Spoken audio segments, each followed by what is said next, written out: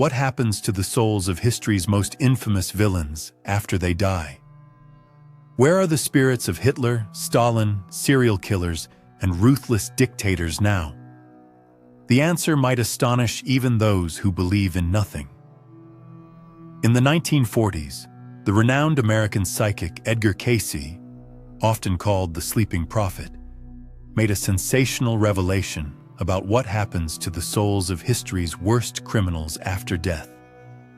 These insights, delivered while he was in deep trance states, challenge everything we thought we knew about divine justice.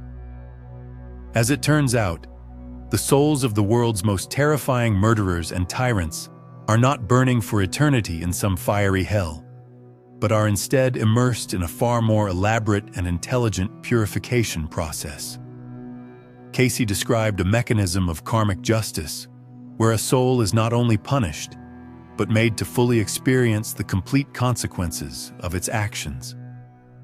Imagine Hitler's soul reliving the terror of concentration camps, not as himself, but as each of the millions who suffered under him. And the most shocking part?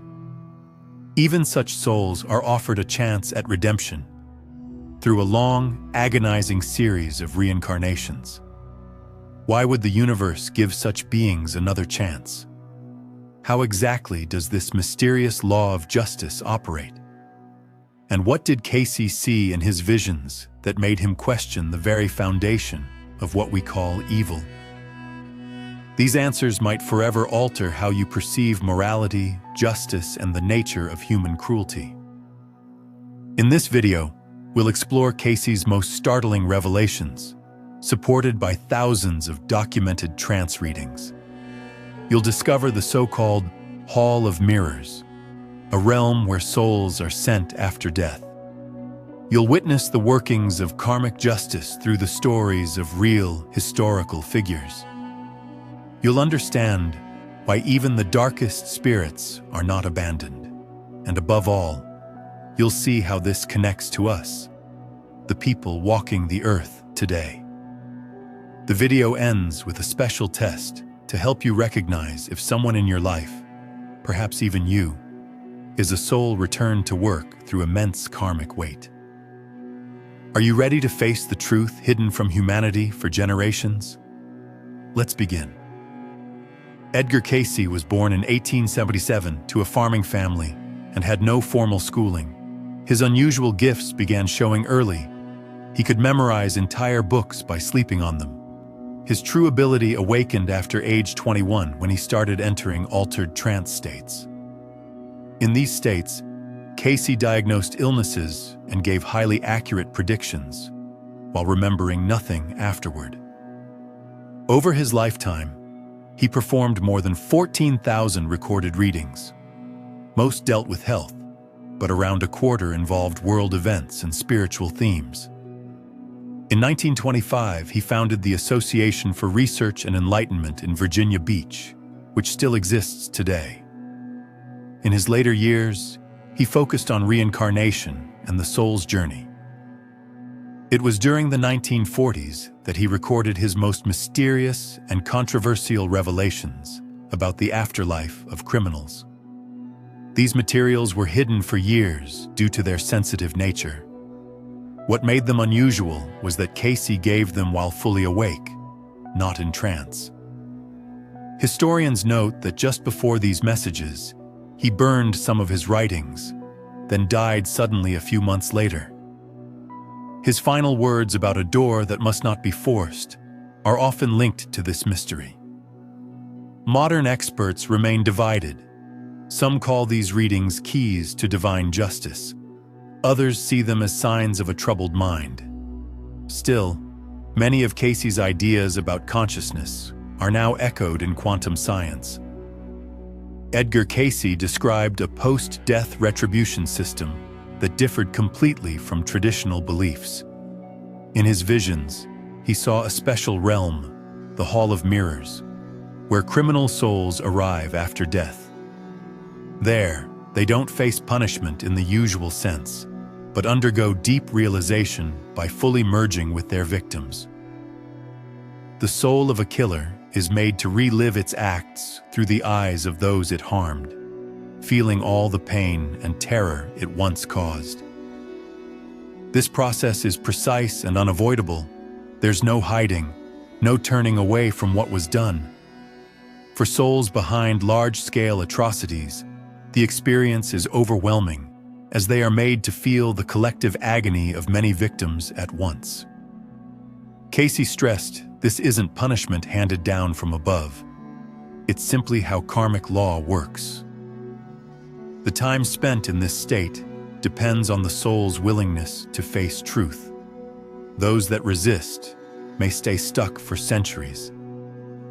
This idea aligns with ancient beliefs in purification through suffering, which reflect a deeper spiritual principle.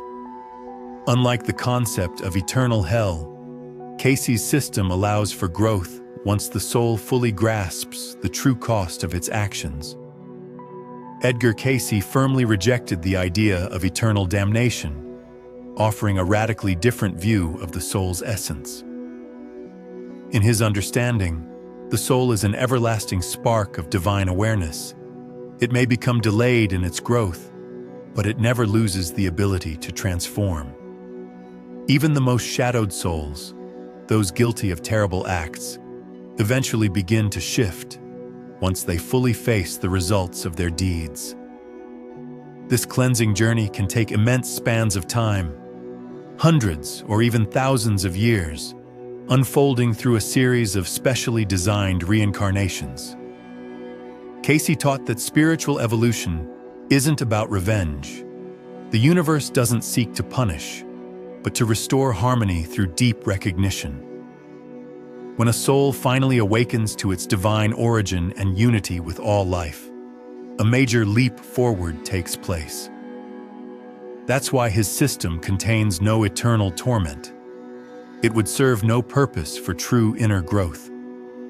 Instead, it operates through a detailed and balanced process, giving each soul the exact time and experience it needs to awaken. It's a form of cosmic education, where the soul passes through all lessons until it grasps their meaning. The key difference from religious hell is this: the focus isn't endless pain, but the soul's transformation through it, leading to real enlightenment. Edgar Cayce gave special focus to souls responsible for the most horrific acts, figures like Hitler or serial killers. After death, these souls enter a unique phase shaped entirely by the choices they made in life. Their greatest obstacle is an overpowering ego and pride so strong that they can deny guilt for decades, even centuries.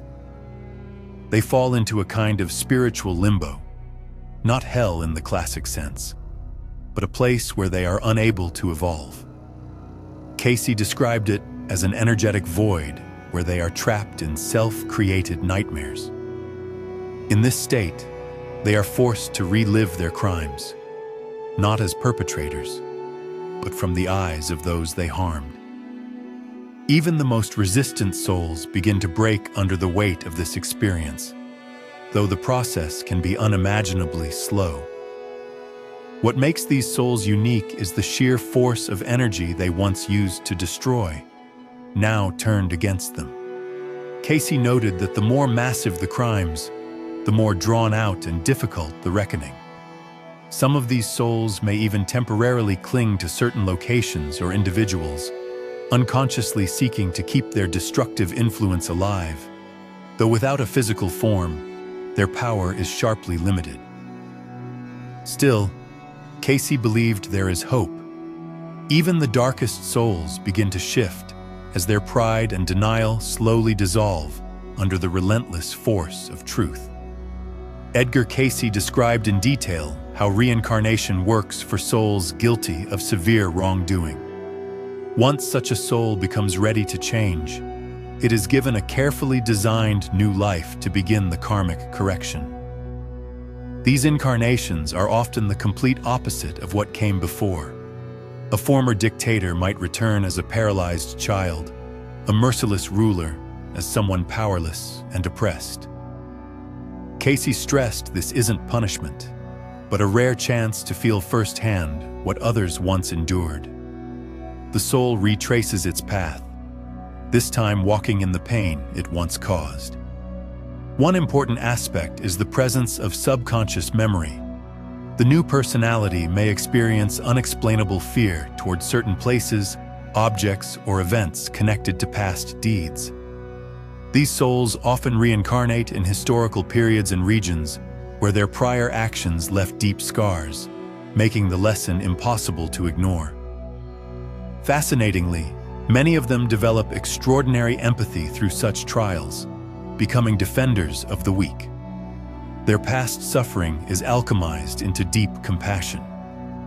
Cayce noted that these reincarnations can repeat several times, each cycle becoming slightly easier as the soul learns. This is not random. It's a spiritual learning system in which the soul steadily works through every consequence of its past, shedding the weight of karma layer by layer. According to Cayce's insights, souls going through intense karmic cleansing often reveal themselves through distinct signs in their new lives.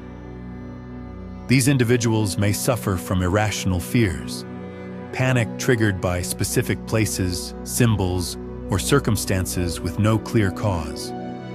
Many are haunted by recurring nightmares involving violence or persecution. Interestingly, some feel a deep physical aversion to weapons or any display of cruelty. Another trait is a heavy sense of guilt for things they never actually did, tears over distant tragedies, or a powerful urge to protect certain people. Cayce noted these souls are often strangely drawn to places tied to their past wrongs, feeling both fear and fascination. Animals and children tend to react strongly to their presence, either with fear or uncanny trust. From early childhood, they often feel different and search for answers. They're frequently pulled towards psychology, spiritual paths, or humanitarian work, all part of a subconscious need for redemption. Their lives are rarely easy, filled with emotional challenges and inner trials. But every hardship they overcome brings a sense of profound release, as if shedding invisible chains. Cayce emphasized that when encountering such a person, we should meet them with compassion, not pity. Their burdens are part of a sacred choice to cleanse the soul once and for all. Edgar Cayce revealed surprising connections between ordinary people and souls burdened by heavy karma. We are not just passive witnesses. Every person can actively assist such souls in their spiritual progress. The key lies in sincere compassion, directed even toward those who've committed terrible acts. Cayce taught that when we send light in thought or prayer to these souls, we form energetic bridges that help them awaken to their true nature more quickly. This doesn't excuse evil. It honors the divine spark that still exists in every soul. A simple act, like a silent blessing or a kind thought toward all who suffer, including criminals, can reach even the most lost spirits, offering glimmers of hope within their darkness. Group efforts amplify this effect, as collective intention sends powerful waves of healing light toward those trapped in shadow. But Cayce cautioned, this must never be forced. True compassion flows like gentle guidance to the lost, not control. Remarkably, aiding these souls also helps us, cleansing parts of our own karmic weight and breaking cycles of harm. Many spiritual teachers have echoed this truth. Pure, non-judgmental compassion is the most powerful antidote to darkness. Still, Cayce stressed the need for strong inner boundaries. Compassion is not permission for harm. The wisest approach is like that of a doctor helping a dangerous patient, with open heart but steady caution. Edgar Cayce spoke of a specific type of soul that after death refuses to accept its condition and remains trapped in a liminal state. Often connected to violent acts in past lives, these souls resist purification, holding tightly to illusions of control. They exist as dense energy forms, fueled by unmet desires and suppressed fury, unconsciously repeating harmful patterns. Cayce referred to them as wandering shadows, entities that may attach themselves to places tied to their past crimes or to people with weakened energetic defenses. Most at risk are individuals suffering from depression, addiction, or deep emotional wounds.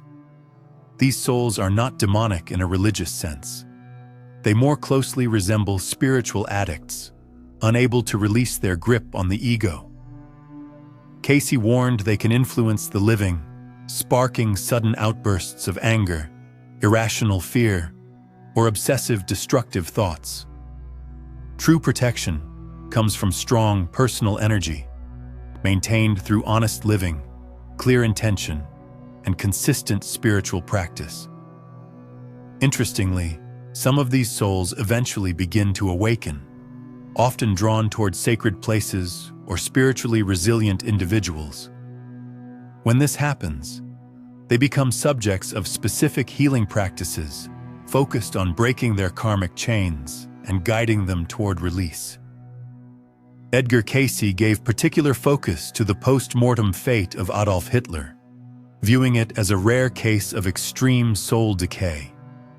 In his visions, Hitler's soul, after death, entered total isolation, a space formed entirely by its own hatred and pride.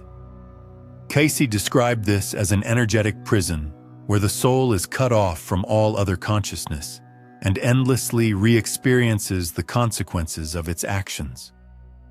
What made this state so unique, he said, was that the soul felt every bit of suffering it caused, fully aware of its responsibility while reliving it from the victim's perspective.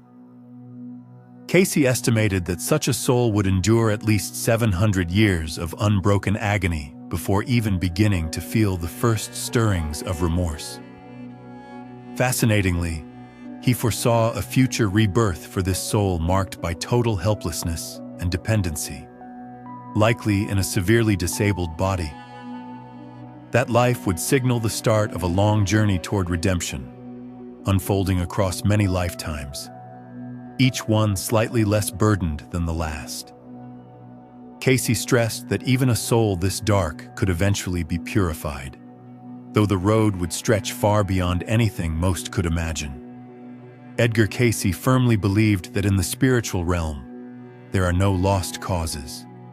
Even the most corrupted souls, those guilty of terrible, inhuman crimes, will, in time, begin their journey back toward the light. This process of cleansing can last for unimaginable stretches, centuries, even millennia, but every soul eventually starts to change. The turning point comes when the soul truly feels what its victims felt, when someone else's pain becomes its own. Cayce described this awakening of conscience as the first flicker of dawn after a soul's long, dark night. What follows is a challenging path of redemption through a series of carefully chosen rebirths. At first, the soul returns in lifetimes that mirror its past sins. An executioner may be reborn as one who is persecuted, a heartless ruler as someone scorned and powerless. But with each life, the lessons soften, and the soul begins to grasp the meaning of compassion. Intriguingly, Cayce believed that many of the world's great healers and defenders of justice were once tyrants who had completed this long path. Their deep empathy now comes from first-hand experience of suffering. Cayce's message was clear: no soul is ever truly damned. All are destined to return to the divine, no matter how long the road may be. Scientific validation of Cayce's insights is slowly emerging, as modern research uncovers striking parallels with his prophecies. Quantum physics supports his claims of universal interconnectedness through phenomena like particle entanglement. Countless near-death experiences now echo Cayce's descriptions of post-mortem life reviews. People from different cultures report reliving their actions through the eyes of those they harmed, matching his vision of the Hall of Mirrors. Neuroscience is revealing dormant capacities in the human brain, lending weight to Cayce's statements about expanded states of consciousness. Studies on reincarnation continue to document cases where individuals recall precise historical details they couldn't have learned naturally. Theories in modern physics exploring the nonlinearity of time mirror Cayce's view of simultaneous past, present, and future. Increasingly, scientists are treating consciousness not as a byproduct of the brain, but as a fundamental aspect of reality itself. What once sounded like mysticism in Cayce's predictions is now gaining traction in scientific circles. These developments are creating new ways to understand his work, shedding fresh light on the laws of karma and the soul's path of evolution. Edgar Cayce's most profound revelation challenges traditional ideas of divine justice. In his vision, there is no place for endless torment or meaningless pain. Instead, he described a refined system of realization, where each soul is given exactly the conditions it needs to awaken. Even a soul like Hitler's, according to Cayce, could begin moving toward the light, but only after 700 to 800 years of unbearable reckoning. This isn't about pardoning or excusing evil. It's about acknowledging the soul's total transformation.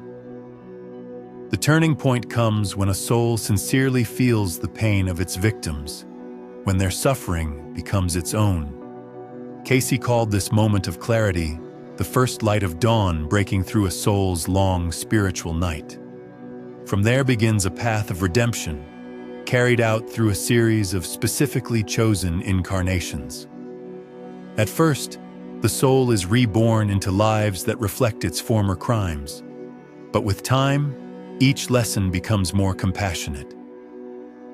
What sets this system apart is its absolute precision and personalized nature. No soul suffers more than is necessary to awaken, but none escape the full weight of their deeds. This is not vengeance. It's a perfectly designed spiritual learning process.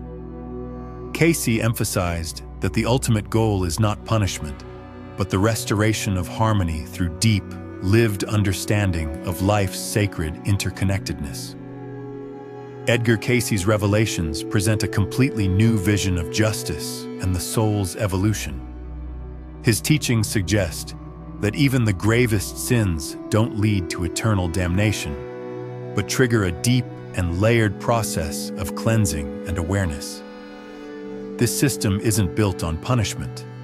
It's grounded in the soul's growing recognition of life's universal interconnection.